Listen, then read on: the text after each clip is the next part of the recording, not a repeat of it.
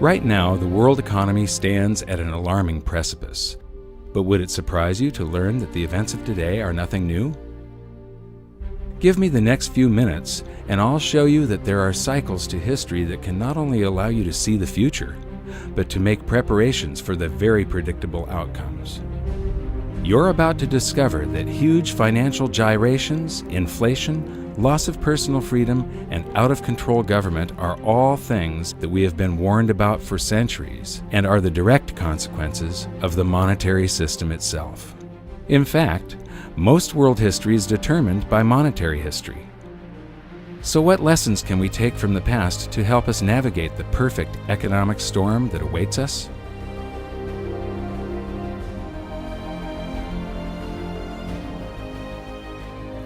Debasing a nation's currency supply to pay for public works and war is a pattern that just repeats and repeats throughout history, and it's a pattern that always ends badly. In this double episode, we're going to create a timeline to show the similarities between ancient Rome and the United States today. Just like the USA, Rome started out as a republic after overthrowing a monarchy. So let's begin with their early economy in around 500 BC. In the early days of the Roman Republic, for the first 178 years, there's no evidence of big inflation. They were using gold and silver coinage mostly as their currency. Small denominations were made out of copper and bronze.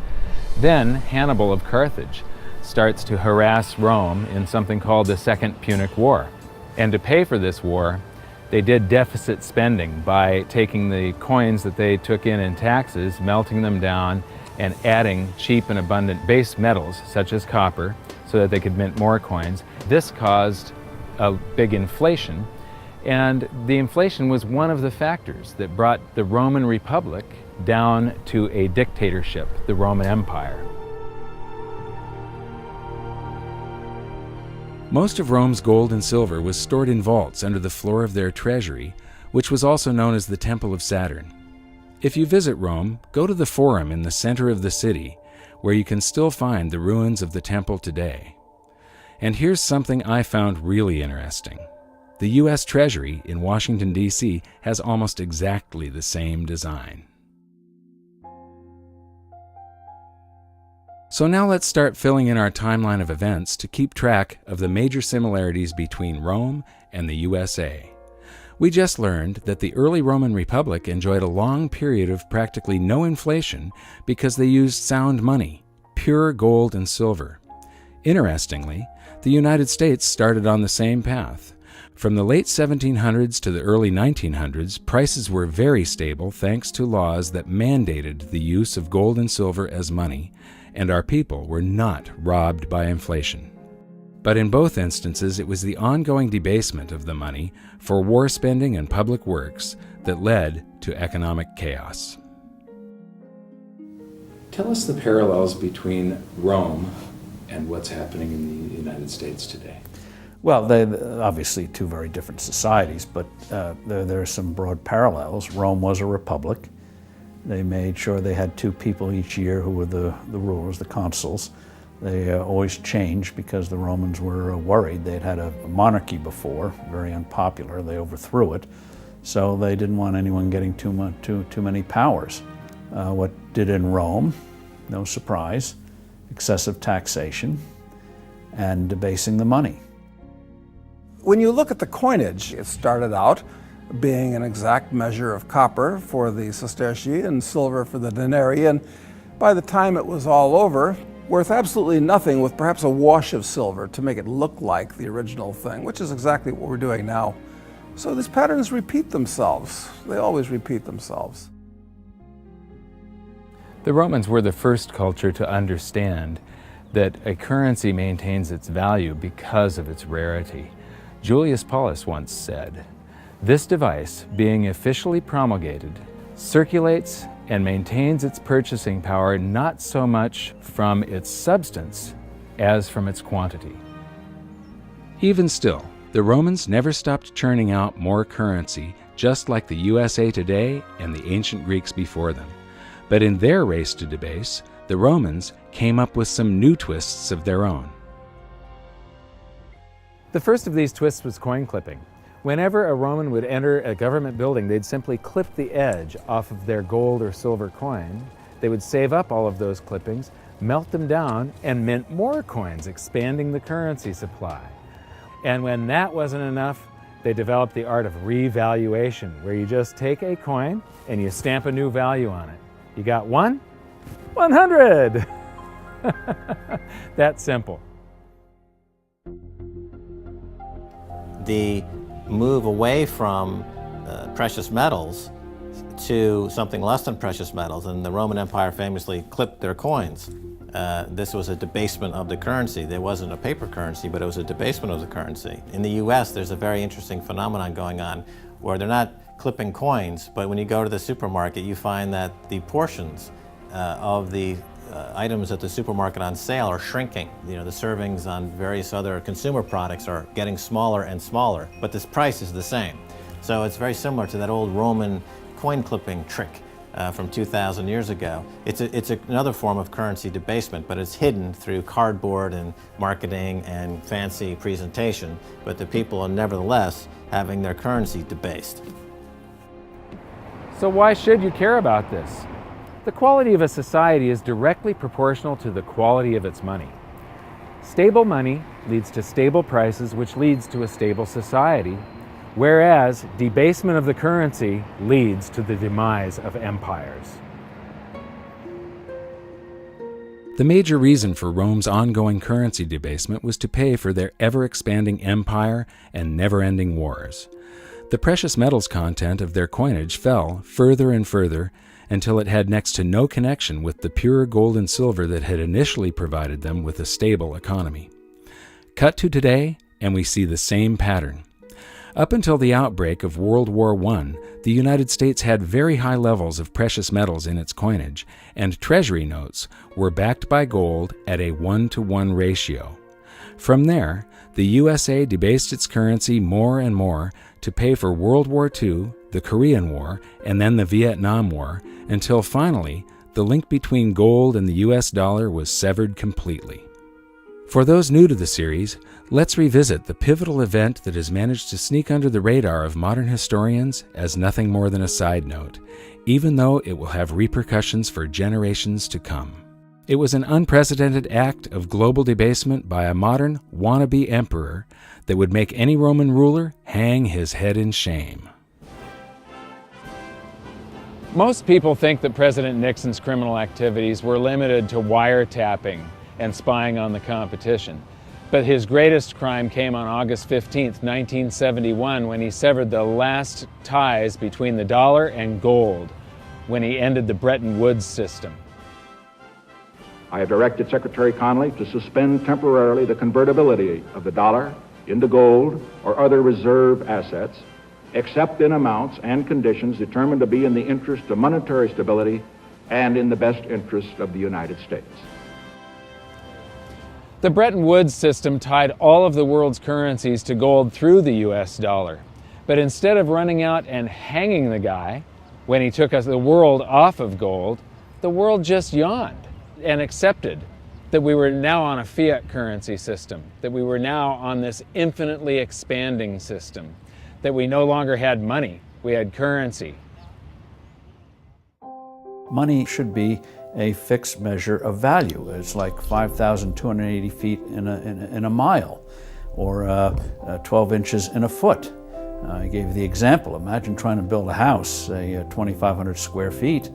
If the foot changed each day, it was 12 inches one day, 10 the next, 20 the next. Very hard to do if that's changing. Well, or the clock. The 60 minutes an hour. Imagine if they floated the clock. So you had 60 minutes an hour one day, 30 the next, 90 the next. You'd soon have to have hedges, derivatives, futures to figure out how many hours you're working. You're baking a cake. I love this example. And it says bake the batter for 45 minutes. Then you have to figure out, is that inflation adjusted minutes? Is it a California minute, a Nevada minute? Just makes life infinitely complicated. So when you have a fixed measure, when you go to the market, you assume if you're getting 16 ounces of liquid, it's 16, not 13, not 18. Just makes commerce, which is the source of wealth, people doing things with each other, infinitely easier. It is very odd that we've established a situation where what people do is scramble to borrow liabilities. Certainly, I guess, the most attractive liability in the world, or put a different way, the most attractive free trading lie on the planet is the US dollar. We joke in investment conferences it's the worst currency in the world, except all the others. If you're going to trade in a lie, it better be a liquid lie. What the United States dollar has going for it is the most liquid lie in the world. I mean, if you think about the advantage that we have now, yes, it's a horrible thing to do morally, but what we do is amazing. It's amazing that we can get away with this. We print a lie, a dream, on a piece of paper, and we ship it to Brazil, and they send us coffee. And we ship the same lie to Germany, and they send us a Mercedes. And we ship the same lie to Japan, and they ship us a stereo. It's actually a pretty cool deal. I mean, I feel bad about it in a sense, but it's grandly amusing in a sort of a cosmic sense. You just need to understand that somehow, sometime, some way, there's going to be a reckoning. The dollar's involved worldwide as a major currency, so it's 1/2 of everything we do. And it has no definition. I used to get a charge out of asking Bernanke and Greenspan, define a dollar, and they can't define a dollar. They, in the old days it was a weight of silver, a weight of gold, and that's what it was supposed to be according to the Constitution. Well, Dr. McCracken, not being an economist, can you explain to me briefly how in the world do you determine what a value of a dollar is in relation to a French franc, for instance, if you can't convert that dollar into gold? What standard do you have? What is it worth at all? You determine that's going to be determined in the marketplace, just as really largely it has already. So well, what is this going to do then to, for instance, the speculator in gold? How is this going to affect him? Is the price going to drop or rise? The official price of gold, of course, has not been changed. That was not a part of this program at all, nor is that contemplated. Well, maybe they should have contemplated what was likely to happen, because for anyone who had studied history, the outcome was perfectly clear. Rather than help the economy, Nixon's actions made things a lot worse, and the public started feeling the effects of inflation much more acutely. It was hard for savers to keep their heads above water unless they had saved in the ultimate stores of value, gold and silver. Just as it had always done throughout history, gold once again accounted for the expanding fiat currency supply by rising in price to cover that supply. Gold had done this as recently as 1934, when the USA's debasement really started heating up and gold was revalued from $20.67 an ounce to $35 an ounce. Now the process began again as the public bid the price up from $35 an ounce in 1971, climbing all the way to $850 an ounce in 1980, easily accounting for the massive quantities of currency the USA had conjured out of thin air now that Nixon had removed all restrictions. Gold had once again held an out-of-control currency to answer. Getting back to the Julius Paulus quote about the value of a currency being decided by the quantity rather than the content, one of the biggest economic hurdles that mankind repeatedly trips on is that we have never been able to control the quantity of currency. And this is one of the reasons why gold has always been the ultimate money. It can't be printed and it keeps us in check. Today, I think cryptocurrencies are a very exciting development and have tremendous possibilities. The bottom line is that governments have a long history of trying to cheat gold, either through debasement or manipulation of the markets. But here's the thing. In the end, gold always wins. And that brings us back to the Romans, who went through many cycles of currency debasement for war spending, then inflation being felt by the public, then revaluation of the currency, then more debasement for deficit spending on war, resulting in even more inflation being felt by the public. The cycle repeated again and again. Those who were able to hold gold outside the official system maintained their purchasing power. Those who did not suffered greatly. In 270 AD, Emperor Aurelian took power and had the now worthless official coinage recalled and minted again to contain a small amount of silver, just 5%. This act brought a new vitality to Rome, but unfortunately it was short-lived as government after government gave in to the temptation of spending beyond their means. Eventually, wars were funded by levying huge taxes on businesses and the rich. This only had the effect of closing down many essential businesses. The more meddling the government did with the economy, the worse things became. The government started confiscating private property by force to fill their empty state coffers. Rome was sliding into ruin. And that brings us to Emperor Diocletian. His actions are the first recorded example of the following hidden secret of money. Wage and price controls do not work. He came to power as inflation was surging, but his decisive actions only added fuel to the fire. So because the economy was getting worse and worse, Diocletian created a whole bunch of great government solutions. He created a bunch of works projects. He hired a bunch of the homeless and people that were unemployed, made them soldiers and government employees, and this caused deficit spending to just go out of control, and inflation raged into what is known as the first documented hyperinflation. So to get inflation under control, in 301 AD, Diocletian issued his infamous Edict of Prices. This was a massive volume of a list of all of the wages and the prices people could charge for goods and services. And it was all enforced under the penalty of death. So what happened was instead of risking your life to sell something at a profit so that you could stay in business, people just closed up shop. Instead of doing a job that was listed in the book that was below a living wage, people quit their chosen career and tried to pursue a job that wasn't listed in the book. The result of this was that Diocletian came out with a law that said every son had to go into his father's business under the penalty of death. When governments start meddling with an economy, the result is always the same.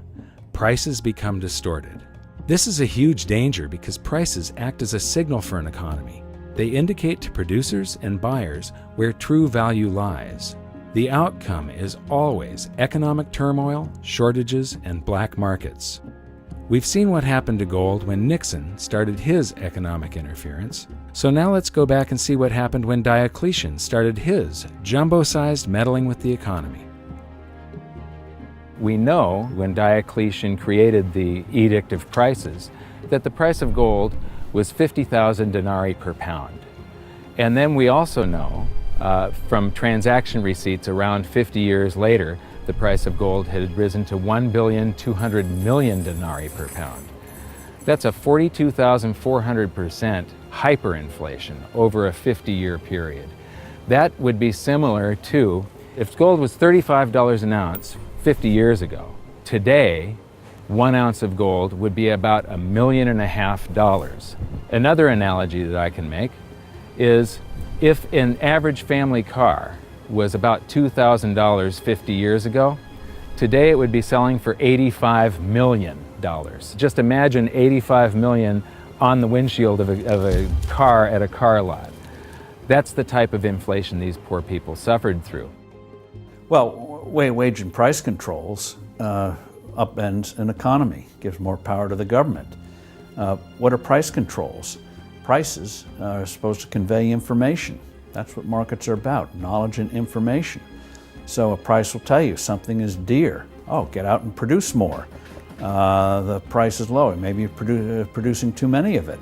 So it's a way of conveyance of information. So you devote your efforts to something that people want, not what a bureaucrat dictates. So when governments trash the money and your prices, nominal prices are going up, the government response is, oh, they're greedy speculators or merchants or whatever, and so you say you can't charge as much. Well, what that means is you get a black market and you hurt the production of the thing. The idea that government can substitute for people interacting among themselves is preposterous. This pattern of failed price controls is something we see throughout history and across the globe. Skip forward over 1,500 years, and governments still hadn't learned their lesson. During the chaos of the French Revolution, the government issued a set of wage and price controls known as the Law of Maximum, also imposed under the penalty of death. It's worth noting that when wage and price controls are implemented, government always tries to deflect attention away from the problems that it has created itself by shifting the focus to businesses who are labeled as greedy hoarders or price gougers.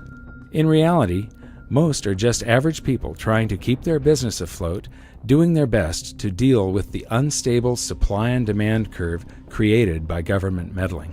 And France was no exception to this blame game. During the law of maximum, many innocent people were executed, food shortages developed, and black markets ruled until finally, 15 months later, the act was repealed because it didn't work. And all the stored-up energy of government manipulation was unleashed at once, leading to a further period of chaos and inflation for France. I agree with Steve Forbes. The idea of wage and price controls is absolutely preposterous. Now we'll skip forward another 200 years and government was at it again. Many people don't realize that Nixon's speech from 1971 also included the announcement of a 90-day wage and price freeze. The United States was suffering from big inflation thanks to deficit spending for the Vietnam War. Silver had been taken out of circulation in 1965, reducing our coinage to worthless flecks of base metal, and the paper currency supply had been expanded greatly. Did that sound familiar? Just like Diocletian, Nixon's team of economic boffins thought they could curb inflation by fixing wages and prices. The time has come for decisive action, action that will break the vicious circle of spiraling prices and costs. I am today ordering a freeze on all prices and wages throughout the United States for a period of 90 days. Working together, we will break the back of inflation. You'd think that these people would learn from history, but they don't. To get an idea of how out of touch the men with their hands on the economic levers were, listen to what Nixon's advisor had to say about the duration of the controls. Would it be your anticipation that it would take more than 90 days to break the back of inflation, as the President put it tonight, that there would have to be a further extension of an actual wage price freeze? I would not, no, I wouldn't. I don't think one can say that it will necessarily take longer. We're sailing to some extent in an uncharted sea here, but this I think is a reasonable estimate of the time that's going to be required.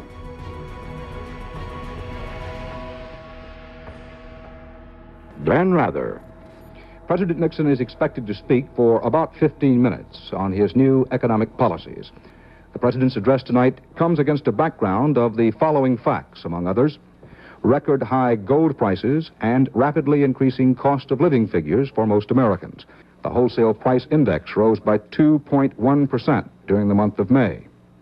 The index of industrial commodities in the last 3 months has risen at an annual rate of 15.9%, the worst since the Korean War 20 years ago.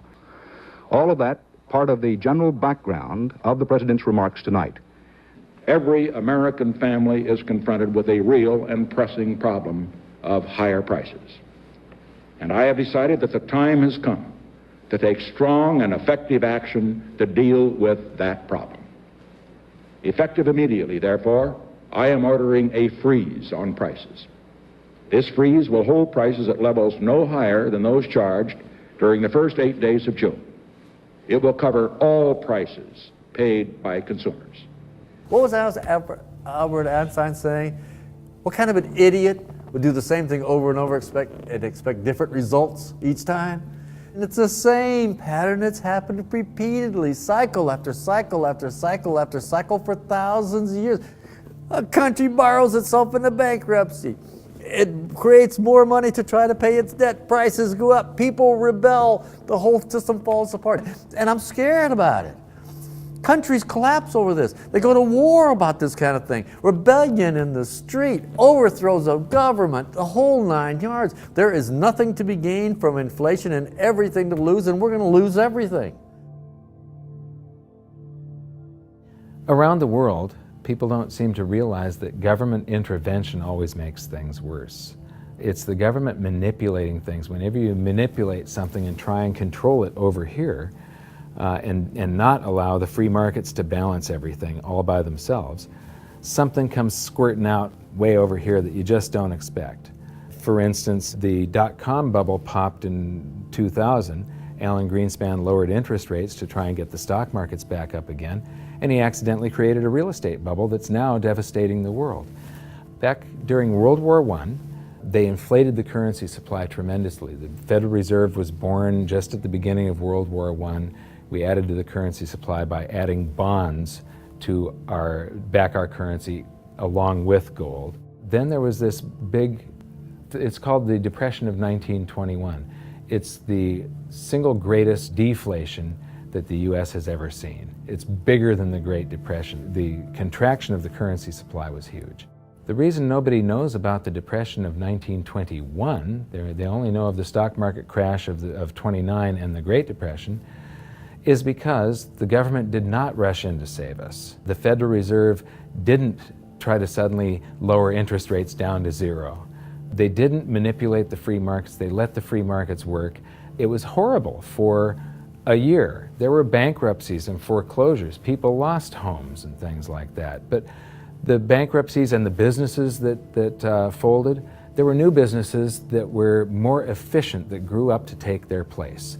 And when a home gets foreclosed on, it gets resold to somebody else. And yes, it was horrible, but the people that were leveraged out, or the people that weren't in full control of their finances, or the inefficient businesses that were just hanging on by a thread anyway, yeah, they went under. But because the government didn't rush in to save us, and the Federal Reserve didn't try and manipulate the economy, the free markets healed it all, and in 18 months it was a memory. In fact, 10 years later, nobody could even remember the memory. It was gone. Mark Twain is often quoted as saying, "History doesn't repeat, but it sure does rhyme." And as you've seen from this episode, that sure rings true. The wage and price controls, we will probably end up trying this in the United States sometime in the future. And you know, they tried it during Diocletian. It didn't work. It destroys the economy, and eventually they have to repeal the act. They tried it during the French Revolution. It didn't work. It ruins the economy, and they have to repeal it.